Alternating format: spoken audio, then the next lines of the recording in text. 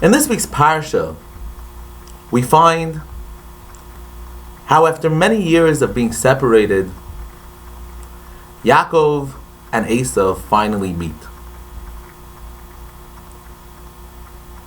And for a moment in history, there was actually a sense of peace and brotherly love between Yaakov and Esav. Esav looks at his brother and he sees him traveling with an entire camp. Young men, women, children, thousands of cattle. Visibly impressed, Esav asks Yaakov, Mi eila lach, what are these things? Who are they? And how did you get them? To which Yaakov replies, all this was granted to me by Hashem. I would like to spend a moment and expound on this conversation and see what message lies within it for us in our daily Jewish life. Esav meets Yaakov after 24 years. Now Esav knew his brother to be the spiritual giant that he was. As a young man, Yaakov spent his days and nights, delving into the sweet words of the Torah. 24 years later, Esav sees Yaakov, and he sees him not only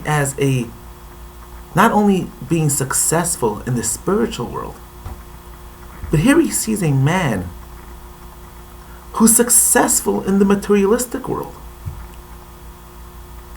He's wealthy. He has a beautiful family. And Esav is puzzled. And he says, Yaakov, mi eila lach, what does this have to do with all that energy and sweat that you invested in your spiritual growth? Isn't this, all this wealth, a contradiction to everything you aspire to? To which Yaakov replied, and he says, Esav, you're mistaken. Yes, in many religions, the physical, mundane world, the materialistic world, is seen as a distraction to anything holy and spiritual. And anybody that wants to grow in the spiritual world has to divorce himself from the physical, materialistic world. And the more one detaches himself from it, the holier and the more spiritual he becomes. As a matter of fact, in many religions, a spiritual leader cannot get married. Why?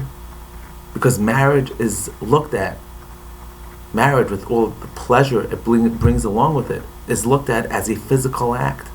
And therefore, a holy person, a spiritual person, cannot be associated with it. But in Judaism, it's on the contrary is true.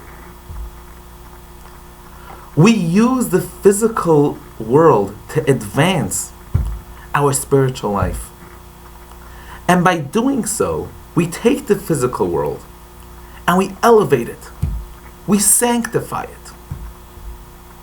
That's one of the loftiest ideas in the spiritual world of Judaism. For example, the holiest day of the week is Shabbos. Yes, we go to shul on Shabbos, we daven, we pray. But one of the main mitzvahs, commandments of Shabbos, is to sit down 3 times over the 24-hour period and have a festive meal. Enjoy yourself. Enjoy the food. Enjoy the company. Yes, that may be something physical, something mundane. But in Judaism, what we do is we inject it with spirituality, and thus we elevate it into something holy. We sanctify it. You can have a person who spends most of his life in his office, pursuing his career. Yet, if he does it with the proper intention, and in his mind he thinks, why am I doing this? I'm doing it because I want to be able to serve God better. I want to live a healthy lifestyle so that I could bring up a healthy family. I could provide a Jewish education to my children. I could give charity. All of a sudden, everything he does, the 10 hours a day that he spends in the office, just became sanctified. It became holy.